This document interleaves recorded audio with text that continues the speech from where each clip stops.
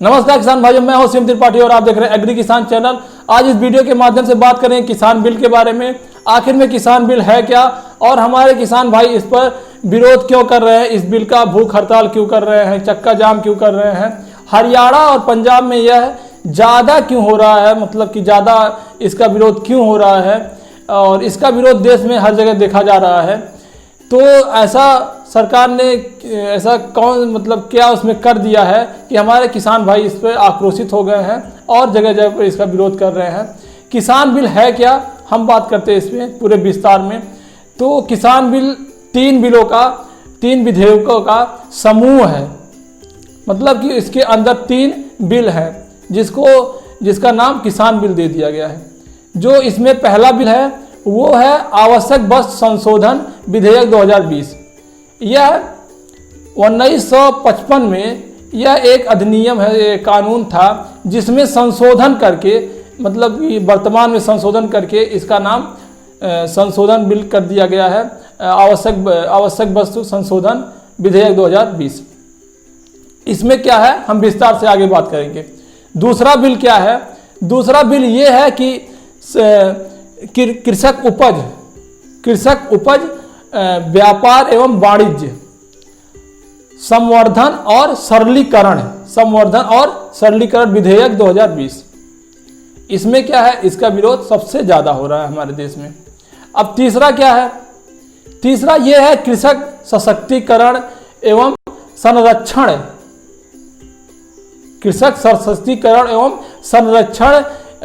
कीमत आश्वासन और कृषि सेवा को करार जो दिया गया है वो विधेयक है 2020। मतलब कि कह सके साधारण भाषा में ये ज़्यादा बड़ा हो जा रहा है, कह सके तो ये है कॉन्ट्रैक्ट फार्मिंग, मतलब संविदा खेती। अब इन तीनों के बारे में हम विस्तार से बात करते हैं। जो पहला बिल है आवश्यक वस्तु संशोधन विधेयक 2020, इसमें क्या है? इसमें यह है कि जो हमारे आवश्यक मतलब कि इसेंशियल मतलब चीज़ें हैं, जैसे दाल हुआ, गेहूं हुआ, चावल हुआ, सब्जी हुआ और ऐसे तमाम प्रकार की सब्जियां, आलू, प्याज और फल फूल जो हैं, कॉटन हो गया, जूट हो गया, ये आप जानते हैं इसके बारे में आवश्यक मतलब क्या है। अब इसमें कोरोना काल में सैनिटाइजर और मास्क भी इसमें इसेंशियल में आ गया है। तो इसका संरक्षण करके जो हमारे व्यापारी का संरक्षण करके हमारे किसान भाइयों के बीच उतारते हैं, तो इसका विरोध क्यों हो रहा है? इसमें यह है कि आवश्यक वस्तुओं जो है उनका इनको व्यापारियों को छूट दे दिया जा रहा है।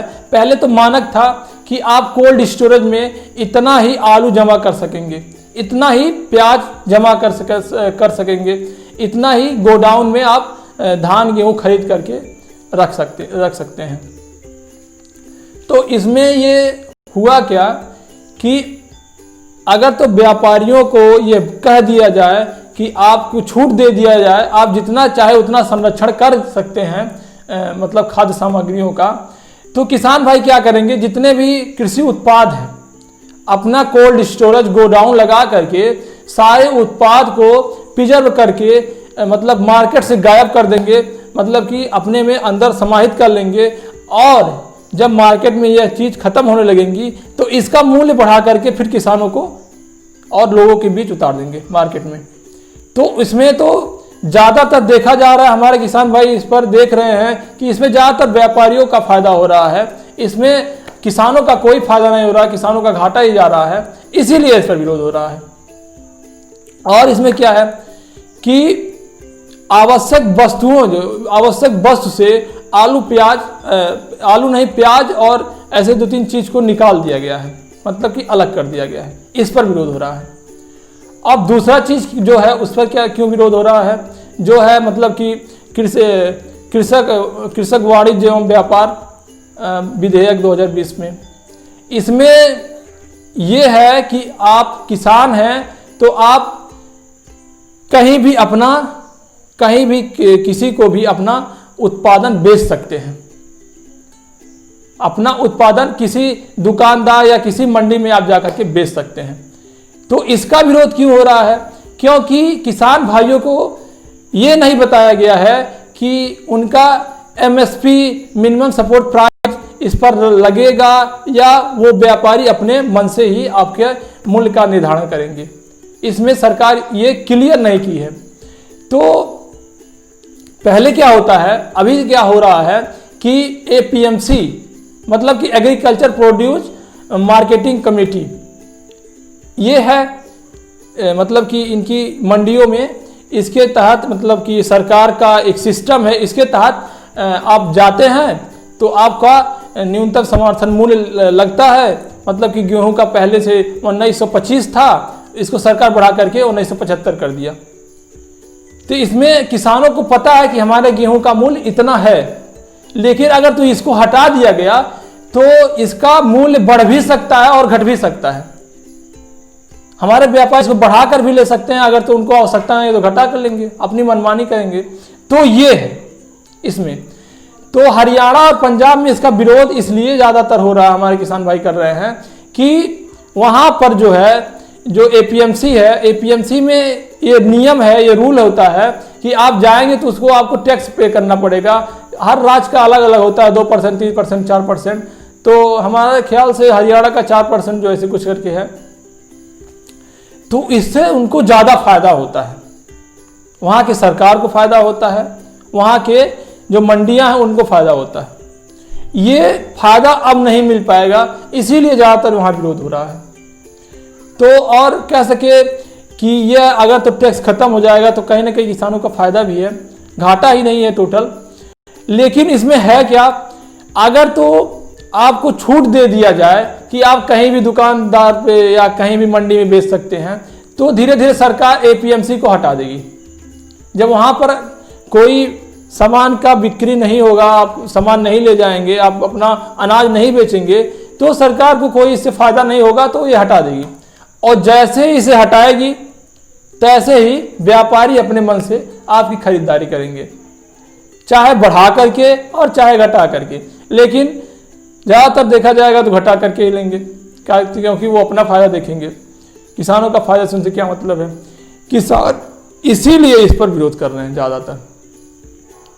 अब लेकिन जो ये बात है किसानों की, मतलब इस पर ज़्यादा मतलब विरोध करने लायक है कि नहीं, देखा जाए कि किसान ज़्यादातर हमारे देश के 84% सीमांत किसान हैं, जिनके पास 1-2 हेक्टेयर ज़मीन है। अगर तो उनकी जो उपज है 10 बोरा हो रही है, 5 बोरा खा ले रहे हैं, तो 5 बोरा एपीएमसी में नहीं ले जाएंगे बेचने के लिए, या दूसरे राज्य में नहीं ले जाएंगे बेचने के लिए, क्योंकि उससे ज़्यादा उनका ले जाने ले आने में उसका खर्च हो जाएगा। तो किसान भाई क्या करते हैं, अपने दुकानदार पे दे देते हैं, अगल बगल के दुकानदारों को न क्रय केंद्र पे ले जाते हैं।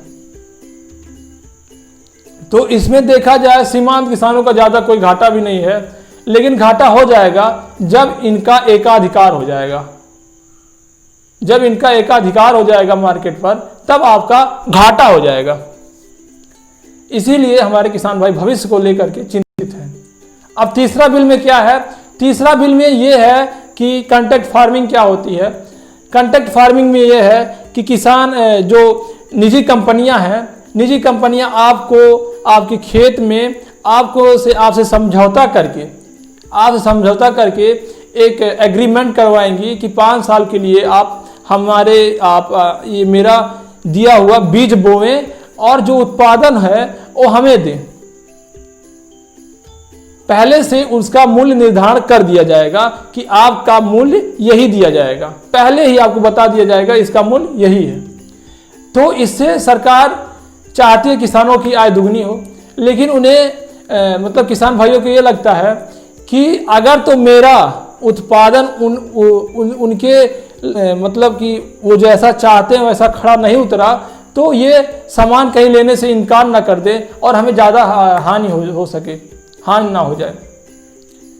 जो एग्रीमेंट है, और दूसरी बात क्या है, जो एग्रीमेंट है, एग्रीमेंट कोई किसान संगठन नहीं करेगा या ग्राम प्रधान नहीं रहेगा। उसका जो एविडेंस मतलब आप विक्टिम के रूप में देखा जाए, गवाह के रूप में, तो ये एक सरकारी कर्मचारी रहेगा।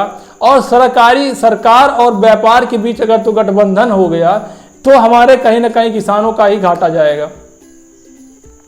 दूसरी बात क्या है इसमें, दूसरी बात ये भी है कि व्यापारी आपके खेत को, मतलब कि सरकार को, ये व्यापारियों को छूट मिलेगी कि किसानों का खेत आप बो सकते हैं अपने हिसाब से, आप एग्रीमेंट करवा करके 5 साल के या 3 साल या 10 साल आप उनका खेत ले सकते हैं। तो इसमें भी किसानों का घाटा होगा। इनका घाटा इस प्रकार होगा कि उसमें वो पता नहीं कि कौन कौन सी फसल बोएंगे, क्रॉप रोटेशन अपनाएंगे कि नहीं अपनाएंगे, उनके भूमि का दोहन न कर लें। 5 साल के लिए आप जमीन दिए, उनके भूमि का दोहन कर लिए, उर्वरकों का प्रयोग करके, इंसेक्टिसाइड का प्रयोग करके उनके भूमि का दोहन कर लिए, तो उनका कहीं ना कहीं घाटा जाता है, उनके खेत का भौगोलिक दशा बिगड़ जाएगा। इससे ये घाटा है किसानों का। और फायदा भी है, फायदा ये है कि जैसे उनको टैक्स से मुक्ति मिल जाएगी, एपीएमसी का जो टैक्स है, और आप कहीं जाकर के बेच सकते हैं किसी भी व्यापारी से जो अच्छा दाम दे, उससे बेच सकते हैं। जो अभी भी है, सरकार इस बिल में कहीं ये नहीं लिखी है कि एपीएमसी को हटा ही दिया जाएगा, लेकिन जब उसका काम शून्य हो जाएगा, उस पर कोई जाएगा नहीं, तो सरकार ऑब्वियसली हटा देगी उसे।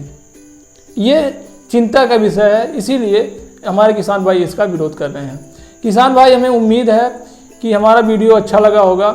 ज़रूरी नहीं है हर एक फैक्ट हम भी पढ़कर ही इस पर गहन मतलब अध्ययन करके ही वीडियो बना रहे हैं, लेकिन कहीं भी ऐसा भी हो सकता है, कहीं मिस्टेक भी हो सकता है, तो उस पर आप कमेंट बॉक्स में कह सकते हैं, और इस वीडियो को ज़्यादा से ज़्यादा शेयर कर सके ताकि हमारे किसान भाइयों को पता चल सके ये है क्या आखिर में। सोशल मीडिया पे ज़्यादा वायरल हो रहा है, इसका विरोधी और विपक्षी पार्टी इस पर ज़्यादा इसका विरोध कर रही है। होना भी चाहिए, क्योंकि जब तक विरोध नहीं होगा तब तक हमारे किसान भाइयों की स्थिति संभल नहीं सकती है।